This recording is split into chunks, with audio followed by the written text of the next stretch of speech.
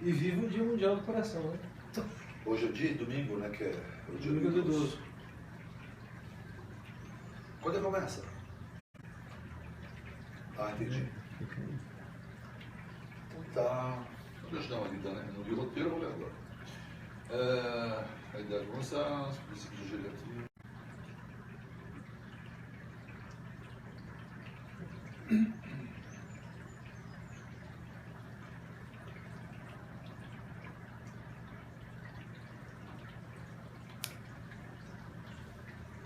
Olá, Constelação! Ai, que bacana, mais uma oportunidade de estar aqui perto de vocês e dessa vez trazendo um colega que se tornou um amigo e que agora é um parceiro que está trabalhando comigo no Núcleo Longevidade. E de medicina funcional, integrativa, que no Brasil nem se falava mais.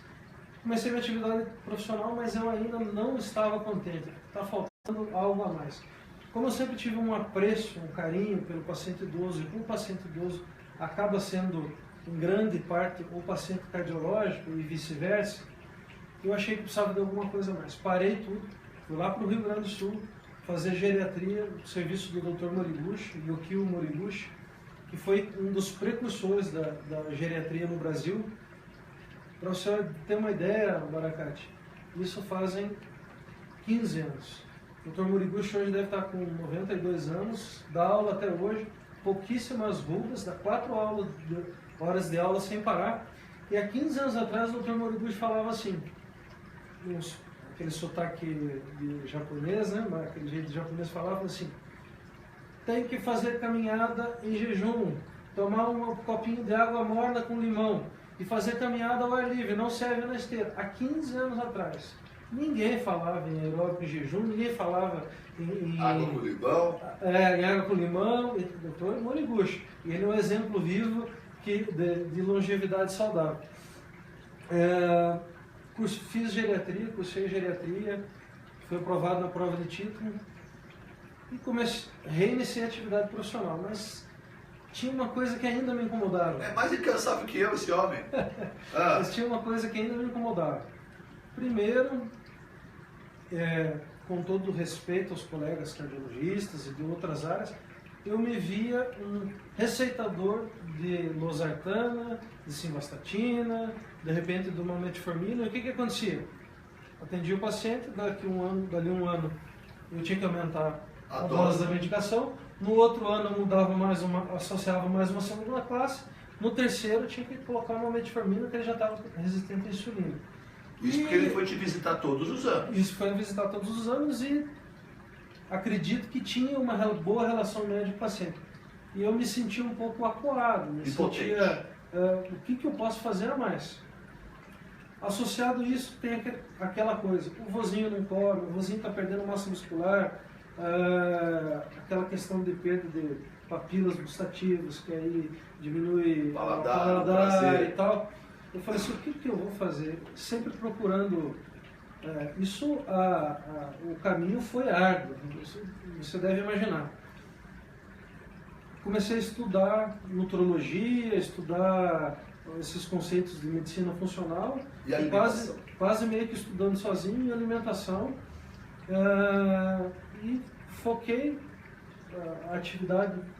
a minha atividade, que hoje a gente vê como medicina integrativa, nada mais é do que integrar todas essas coisas. Não adianta o paciente chegar no meu consultório, estou com pressão alta, dá um medicamento de pressão, vai embora né? Então, eu comecei a tentar fazer essa coisa da integração entre as especialidades. Ah, mas o que você quer, Juliano? O que você quer ser? Você é cardiologista, nutrólogo, geriatra? Você é obrigado a escolher algo, né? Maluco? Eu falei assim, eu não quero ser nada, eu quero... E também não é para abraçar o mundo e também não é para vaidade.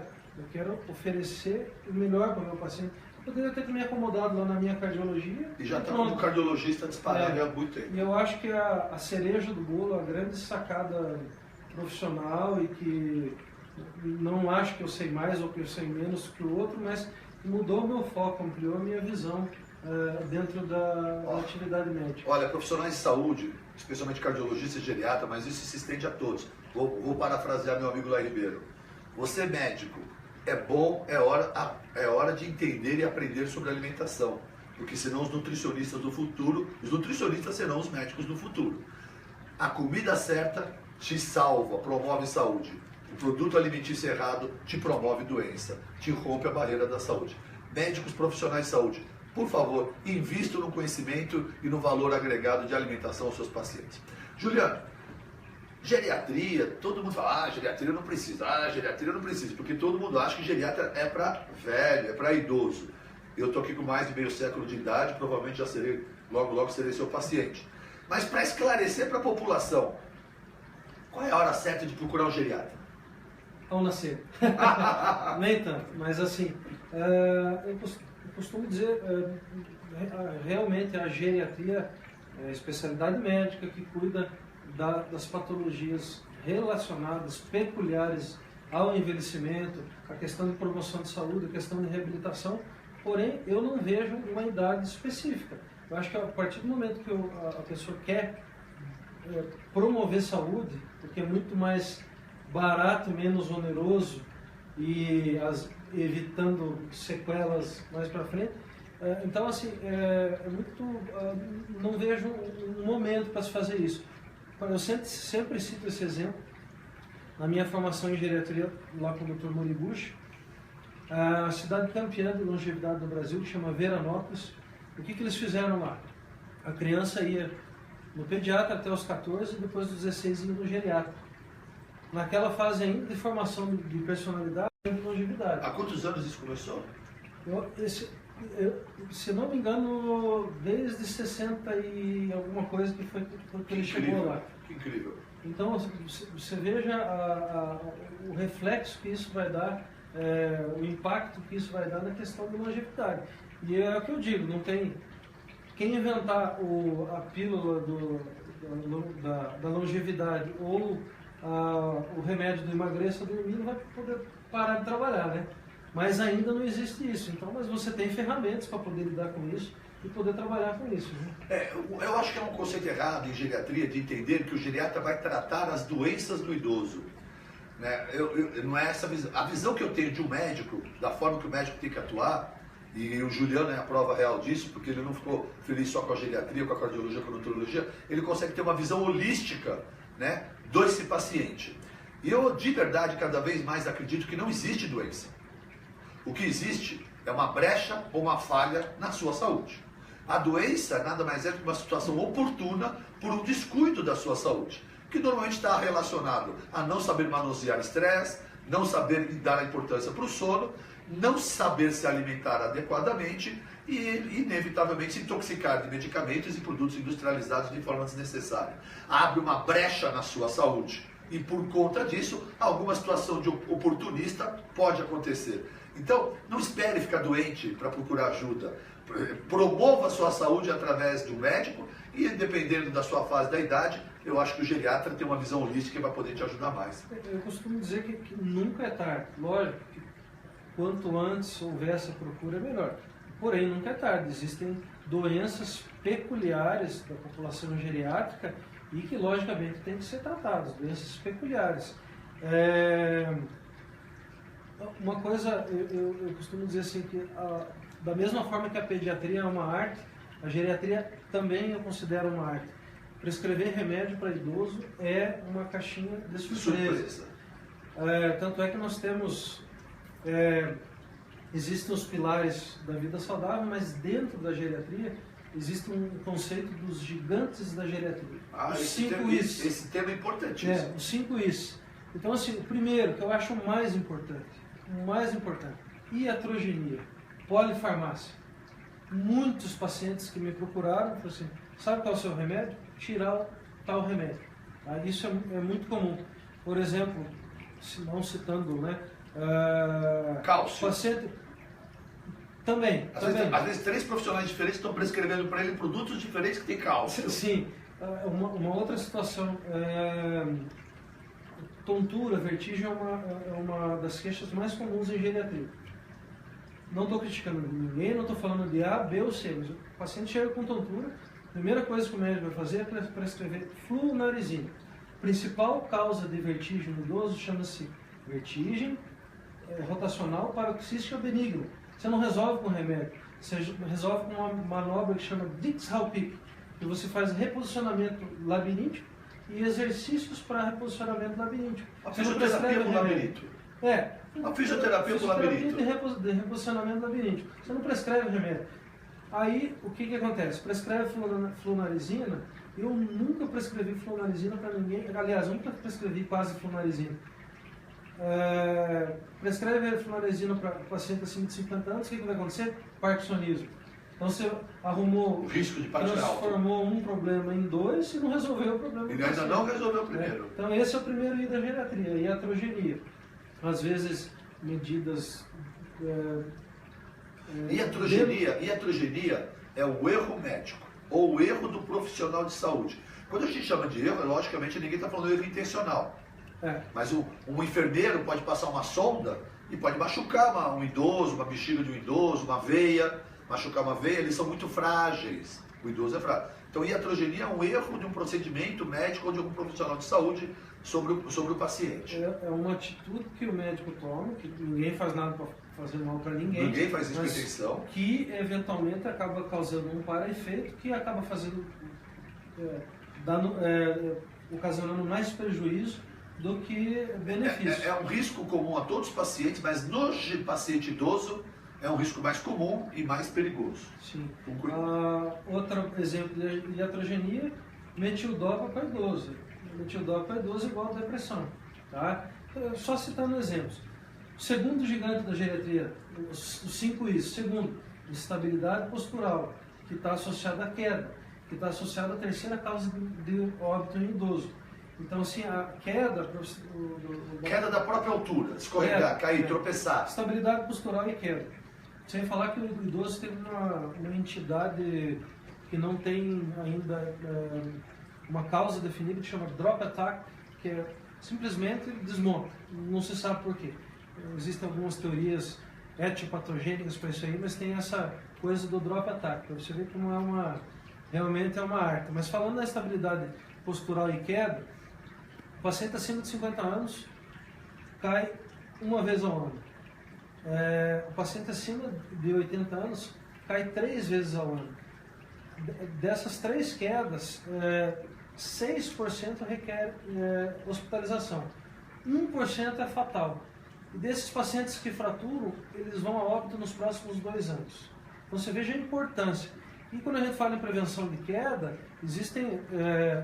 lógico que o idoso tem a questão de fragilidade, dificuldade de deambulação, questão da sarcopenia, que não tem tanta força muscular, a questão da osteoporose, que não tem resistência muscular, mas tem muita medida mecânica do ambiente que você pode tomar.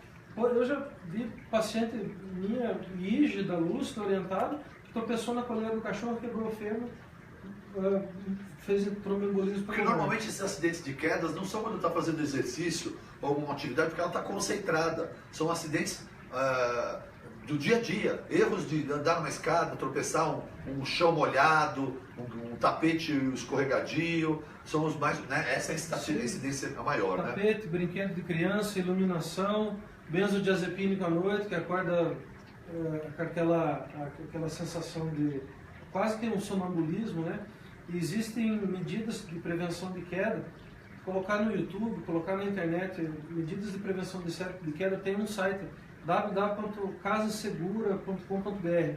Você vai passeando pela casa de forma 3D e você vai identificando pontos de risco para prevenção de quedas. Terceiro I. Deixa eu só completar um negócio. Agora vamos lá, um idoso chegando nos 70 anos, que nunca fez exercícios ou atividade física. Ele faz parte desse grupo estatístico alto. Com certeza. Agora imagina um outro, eu, chegando nos meus 70 anos. Corro, faço exercícios, a minha chance de queda é menor. Muito menor. Tenho propriocepção, tenho equilíbrio, tenho força para estabilizar ou tentar corrigir a queda, não é verdade? Mesmo porque você fez o caminho inverso, né? Em vez de você ter a perda de massa muscular involuntária, que nós chamamos de sarcopenia, que é um conceito também que quase que não se valoriza, e o músculo hoje é considerado um órgão endócrino. Além de você não ter esses conceitos, o idoso acaba por transformação de composição corporal, vai transformando músculo em gordura, vai desidratando. Existe a questão da fragilidade, da perda de força, e as duas medidas, recomendação 1A pela European Group of Sarcopenia, é atividade física resistida e vitamina D. Gente, quantos estão colocando os velhinhos para correr? Ok, se você sempre correu a vida inteira e já tem o hábito, manter o hábito da corrida não é problema. Mas se você é um idoso e quer começar a cuidar da sua saúde, o treino indicado, obrigado Juliano, é o treino de força resistida. É força muscular. Porque o idoso, presta atenção, 70, 80 anos não tem músculo. Olha como é que ele sai daqui.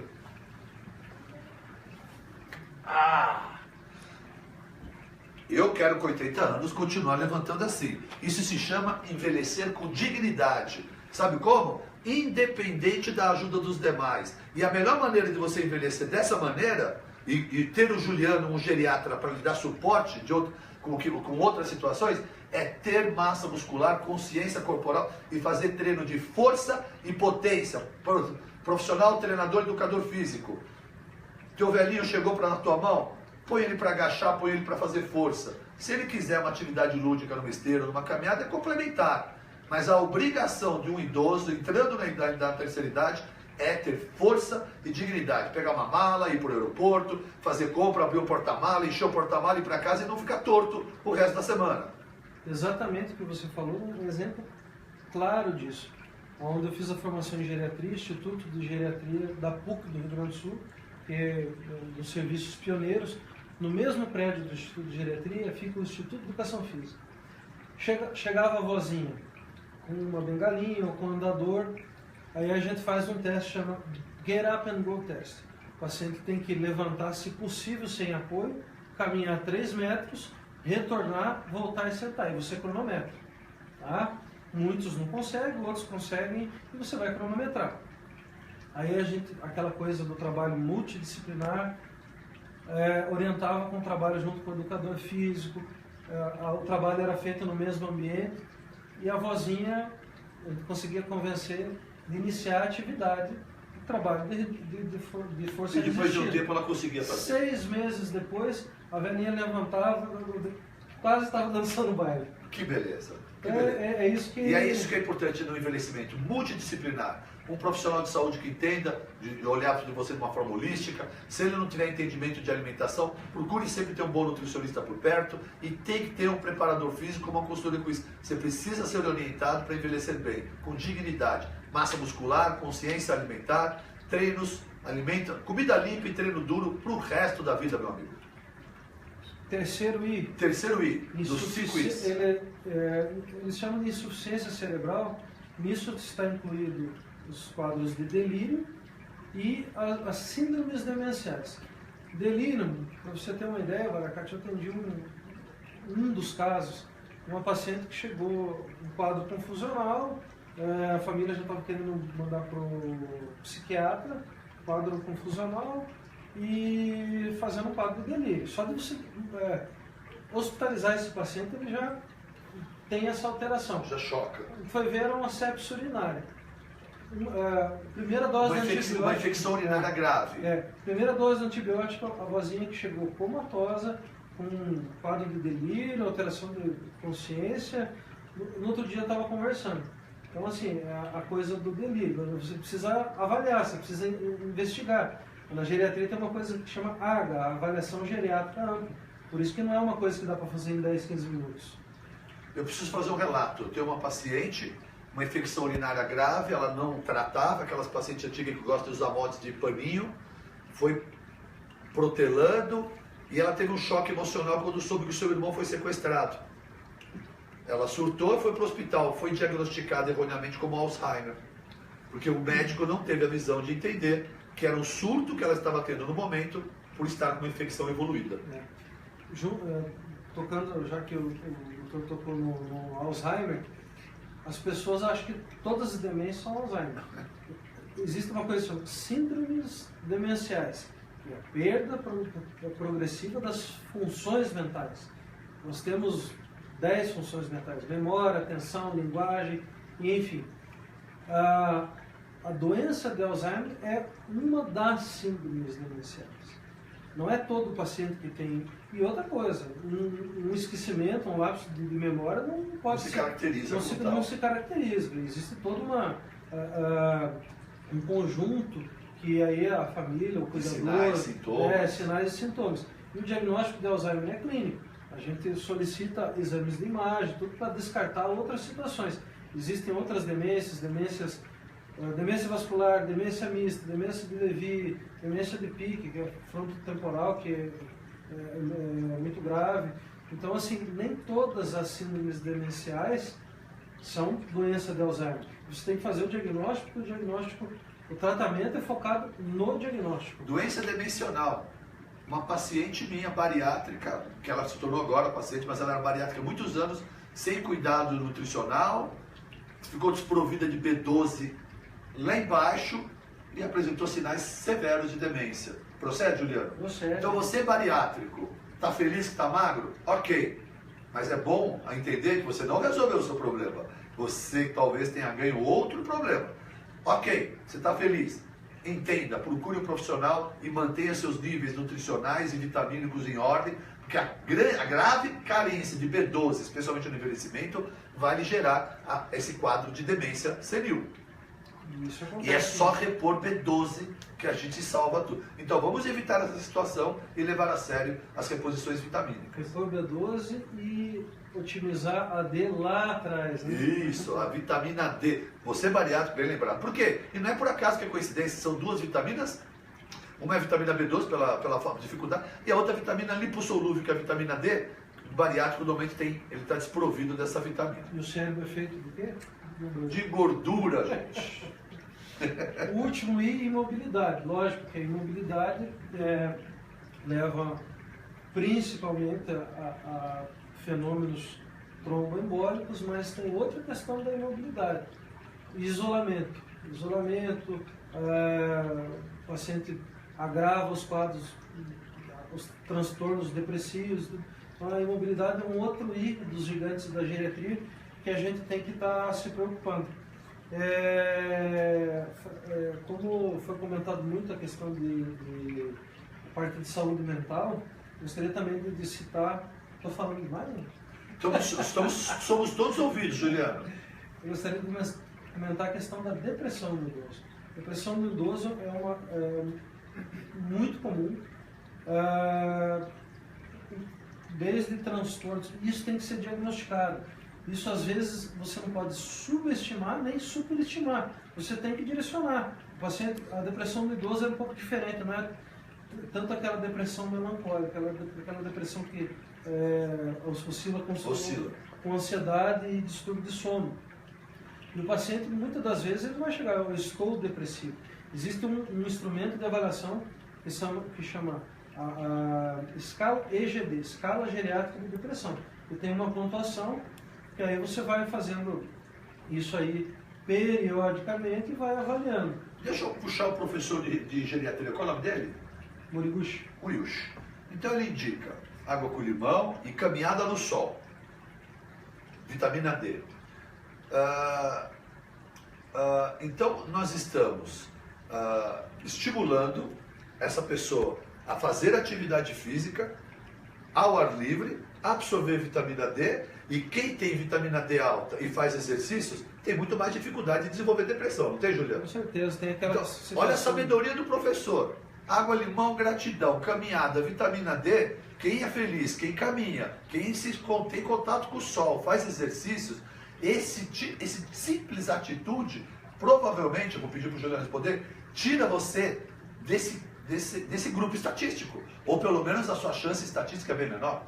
Existe aquela situação da depressão sazonal do inverno, que é mais comum, lógico, nos países nórdicos, mas naquela região que faz muito frio ali no sul, Santa Catarina, na divisa ali na serra, é muito incidente isso. O paciente idoso já tem de 15% a 30% de transtorno depressivo leve. Aí, no inverno, que é um inverno rigoroso, aquele que já não tomava sol, toma menos ainda, porque não vai sair de casa. Então ele passa aquele período mais depressivo ainda. E a outra coisa que nós temos que considerar, a questão do isolamento, a taxa de suicídio no idoso é altíssima e tem aquele conceito da síndrome do entardecer, sunset syndrome, que é a hora que o sol vai se pondo, ele se sente mais isolado ainda, principalmente aquele que mora sozinho, aquele que ficou viúvo, e a incidência de suicídio... Mas se esse que mora sozinho pratica atividade física, ele faz isso com algum grupo, ou encontra amigos no parque. Então ele não está sozinho, ele está praticando atividade física e ele não tem essa sensação. A melhor maneira de envelhecer é comendo comida de verdade e praticando atividade física. Não há outra. Porque senão vocês vão passar o envelhecimento tratando doença. E nem o Juliano, que é um expert nisso, vai ficar feliz. Porque o melhor negócio para o bom geriatra não é tratar doença, não é isso, Juliano? É promover a saúde e prevenir as doenças. Veja a importância da socialização e da terapia ocupacional, da ocupação. No meu trabalho de conclusão de geriatria, eu tinha que tomar alguma medida efetiva. Não escrever uma monografia, Ctrl-C, Ctrl-V. É tomar uma medida efetiva. Eu escolhi uma instituição de longa permanência, que hoje chama-se Instituição de Longa Permanência, que é o asilo. Escolhi o asilo, cheguei lá, tinha lá 30 idosos, 90% fumando, brigava o dia inteiro, não tinha ocupação. Eu pensei, o que eu vou fazer para tomar uma medida efetiva? Eu tinha um amigo que tinha uma fábrica de grampo de roupa. Os 2 pedacinhos de madeira com aquele araminho no meio. Eu falei, cara, como é que é? Não, vem pronto a madeirinha, é só colocar o araminho no meio. Você não me arruma umas... grampo de grampeador de roupa. Grampo de roupa, aquele de madeira. Sim, de madeira. Sim. 2 pecinhas de madeira com araminho no meio. É só colocar no meio. Ele tinha pessoas lá com deficiências e tal. Cara, você não me arruma aí umas 10 caixas dessa? Por quê? Não, eu quero fazer um trabalho lá no asilo para eles terem ocupação. Ele falou assim, não só arrumo que eles vão ganhar um valor por mês. Doutor, dava briga. Quando chegava a caixa? Resumo da história, metade parou de fumar, acabaram as brigas, acabaram os conflitos e a qualidade de vida deles melhoraram absurdamente. Uma atividade ocupacional.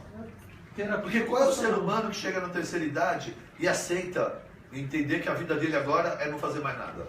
Então veja só, vitamina D, alimentação, atividade física e ocupar a mente. Ocupar a mente. Exercícios para a mente não envelhecer. Leitura, palavras cruzadas. E eu costumo brincar, vou pedir para o Juliano, que ele vai ser mais preciso, que eu falo aqui para as minhas vozinhas, vovó, você tem neto? Tenho. Querido, por que você não se aproxima do seu netinho? Aprende a jogar PlayStation. Você vai ser a vovó mais cool, mais descolada do pedaço. Senta com o seu netinho, joga PlayStation. E de quebra, a senhora vai ativar muito a sua mente. Fantástico. Tem até um trabalho científico com videogame com realidade virtual, que além de exercitar a mente, exercita o corpo. O corpo e o equilíbrio. Fantástico. E aí vai virar a vovó mais descolada do pedaço. Vovó, vai pegar o PlayStation, senta com o seu netinho, interaja. Deixa o papai e a mamãe chata brigando por causa do PlayStation. Você vai lá porque vovô e vovó sempre pode tudo, pelo que eu sei. Então manda o papai, o filhinho dele ficar quieto, que quem vai jogar PlayStation com o filhinho é você, vovô, é você, vovó. Fica mais essa dica. Outra medida, reforçando isso que você comentou, é tudo que você não utiliza atrofia, o cérebro é a mesma coisa. Então assim, principalmente aquela pessoa que me aposentei, parei totalmente, a pessoa tinha hábito de leitura, parou de ler. Então assim, eu acho que a medida mais efetiva, porque ainda não temos cura para o Alzheimer. Tem muita coisa aí pela frente, eu acho que nos próximos 10 anos vai ter muita novidade, muita coisa interessante para a doença de Alzheimer. Mas existem alguns exames de polimorfismo que você pode, de repente, ter alguma predisposição, tem a questão da questão genética, mas a gente não pode prever. E a principal medida, eu acho que a mais efetiva é exercitar o cérebro. Atividade que permita reflexão. Não adianta ver a revista Caras. Nem aquela outra que você gosta. Nem aquela revista que só vê. É. A atividade que permite a reflexão. Palavra cruzada, escrever palavra ao contrário. Tem um livro que chama Ensinando a Aprender. Usar o relógio na mão contrária, para exercitar toda hora, para ter que fazer esforço para enxergar a hora. Isso. Eu tenho um livro que chama Ensinando a Aprender. Com todas as dicas para o paciente que está desenvolvendo um declínio cognitivo, tanto para o cuidador ou para a pessoa que está dando assistência ou que está convivendo com a pessoa. O idoso que está reclamando que está desocupado, a gente já está enchendo você da atividade. Estamos pedindo para você tomar uma água com limão e gratidão, uma caminhada ao sol, e depois sentar fazer uma boa leitura, uma leitura reflexiva. Que tal ler filosofia? Fica a dica Nietzsche, que eu adoro, e por aí vai. Isso aí. Estamos indo. Estamos falando dos 5 Is, já demos as nossas dicas de como... Porque a melhor maneira de envelhecer bem é começar a cuidar do envelhecimento bem antes. Né? Eu acredito... É lógico que é possível, se você não teve essa consciência, hoje estar idoso, como ele acabou de contar naquele centro geriátrico associado a um departamento de educação física, a mulher, aquela senhora chegou, não dava uma volta, 6 meses depois ela estava dando. Essa é uma grande conquista. Mas uma conquista maior é você não precisar desse centro. E para isso o que nós precisamos? Agora, 30, 40 anos, praticar e manter isso como hábito de vida. Envelhecer com esse estilo de vida. Alimentação, comida de verdade. Simplesmente isso. Sol, vitamina D, exercer integração com a natureza, sono de qualidade. Procure um profissional para ajustar a qualidade do seu sono, administrar melhor o seu estresse e exercícios físicos e mentais. Eu fui dar uma aula não faz muito tempo, deviam ter umas 500 pessoas na plateia. Eu tomei a liberdade de perguntar, de fazer 2 perguntas. Para a plateia? Para a plateia. Quantos de vocês já pediu uma polissonografia? Uns 10, seguiram a mão. O que vocês sabem sobre vitamina D e coração? A plateia é a maioria de cardiologistas. Repito, não estou criticando.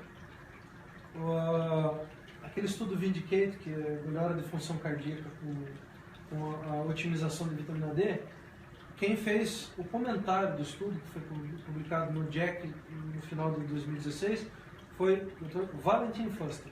O Dr. Valentin Fuster, as pessoas pagam $7 mil para o simpósio dele no final do ano, geralmente em dezembro, em Nova York.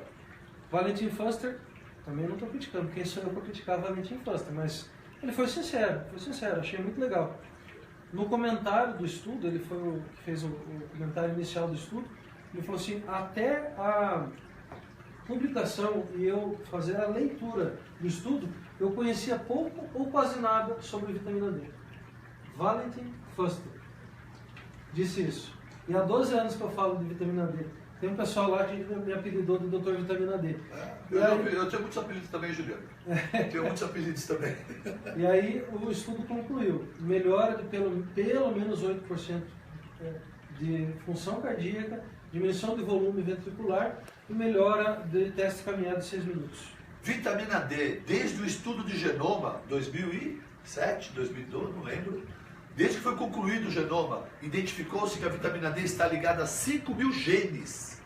Nós temos entre 20 e 25 mil genes no corpo, 5 mil genes ligados à vitamina D. 10% da expressão genética e 2 mil reações químicas. Hoje chamado hormônio vitamina D. Então, eu não vou ser polido como o Juliano, que ele é bem mais educado que eu. Então, profissional médico de saúde que gosta de criticar, falar que vitamina D é modinha, eu peço para você estudar, eu peço para você se informar. E você, profissional médico, que pede para o meu paciente parar de tomar vitamina D porque está boa, é porque você não está adaptado e nunca prescreveu. Porque a hora que ele parar de tomar vitamina D, vai despencar.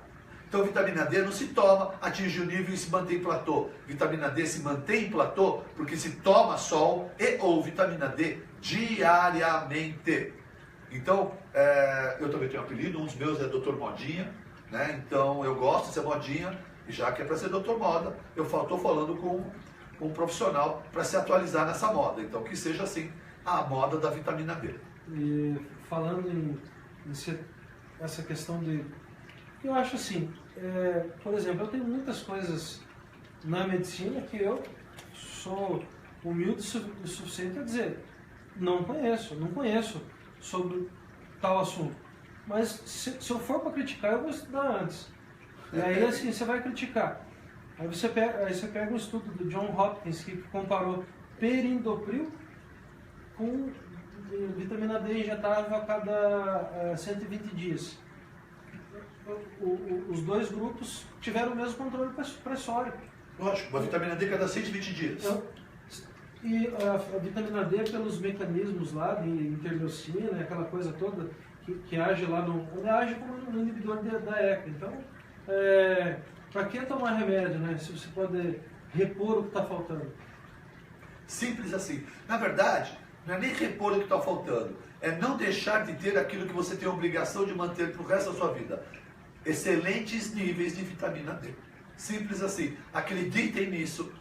Todos vocês, a gigantesca maioria da nossa população mundial está com hipovitaminose. Nós estamos vivendo uma pan-hipovitaminose D mundial. Não tenho a menor dúvida, os países nórdicos, os países do primeiro mundo, os países mais desenvolvidos estão dando vitamina D logo após ao nascimento. Países mais nórdicos, doses altas pro recém-nascido. Então, tudo bem, não é dose alta, mas não atender e entender que vitamina D é obrigatória e faz parte do nosso envelhecimento, quando eu falo envelhecimento é desde criança. Não fica doente, aumenta a imunidade, as crianças não têm mais gripe, diminui o risco de osteopenia, de osteoporose, metabolismo, depressão, 5.000 genes. Então a dica da vitamina D não é para geriatria, ela está em qualquer segmento da saúde. Sem falar na gestante. Diminuição de autismo e déficit de atenção. E déficit de atenção nas crianças. O tempo já passou, a conversa é boa e falta muito. Como é que vocês enxergam o envelhecimento? Como você enxerga o envelhecimento? Como quer chegar, né? Como é que você quer chegar? Eu vou falar rápido que o Juliano está pensando. Eu quero chegar assim. Estou me preparando para ser velho há muito tempo. Deixa eu falar sobre isso. Eu não tenho medo de ser velho. Se eu tivesse, eu não esconderia a barba. É só fazer a barba, eu ficaria com cara de garotão. Eu não tenho medo de ser velho.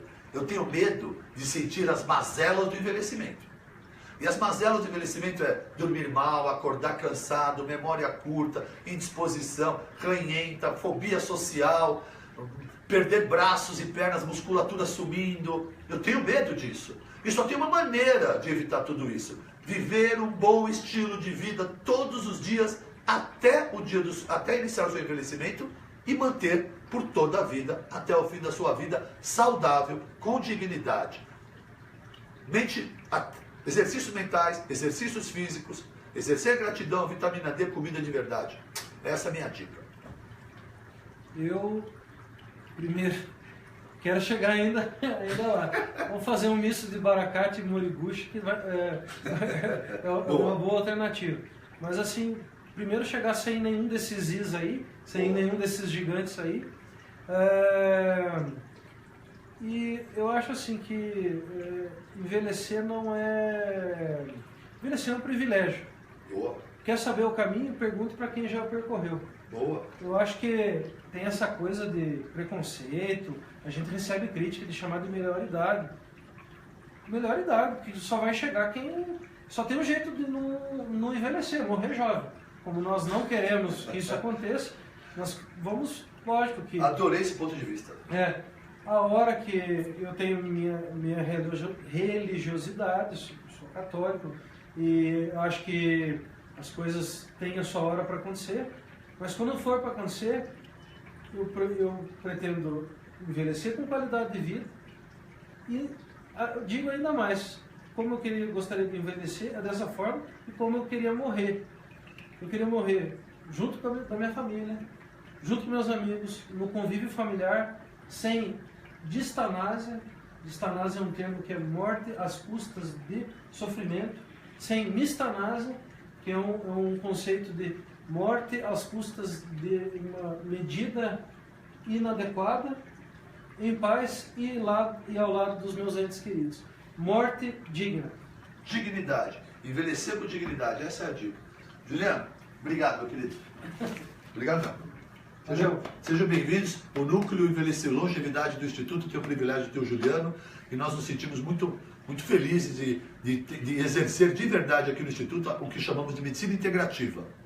Eu não entendo que eu seja capaz de ser bom em tudo. E o meu objetivo é ser o melhor possível para o meu paciente. Então eu vou trazer os melhores profissionais do mercado, com visões holísticas diferentes, para que tenha uma medicina multidisciplinar e possamos atuar da melhor maneira com você ou com nossos pacientes. Obrigado, gratidão. Um minuto só. Agradecer o convite, primeiro ter aberto as portas do Instituto, de ceder o seu tempo precioso. E agradecer também, principalmente, a paciência dos meus familiares, de entender a minha loucura, o meu ritmo de vida. O Benício nasceu, 7 dias eu estava aqui. É verdade. Agradecer a minha esposa, agradecer aos meus pais por me entenderem e me apoiarem. E um abraço lá para minha cidade, como é que chama? Eu sempre esqueço, porque eu falo... Maringá, porque Maringá eu sei que é a cidade. Aliás, abraço pro Ricardinho. Mas é que a cidade dele eu esqueço o nome. Capital do papel. Capital do Telêmaco. Telêmaco Borba, isso mesmo, eu não vou lembrar. Vou fazer uma avaliação de memória. Mas eu também não esqueci. Olha só, adorei. Obrigado, Juliane. O que ele falou é uma coisa verdadeira. Agradecer a família dele. Quando um profissional de saúde, médico, se propõe a fazer 4 residências médicas, trabalhar e ser o muro de arrimo da família, quem não é da saúde não entende, não consegue imaginar o quanto teve que abrir mão de algumas coisas, muitas coisas pessoais, e o quanto a família teve que ceder esse espaço deles para que ele pudesse promover essa capacitação médica. Parabéns, obrigado à família de Juliano.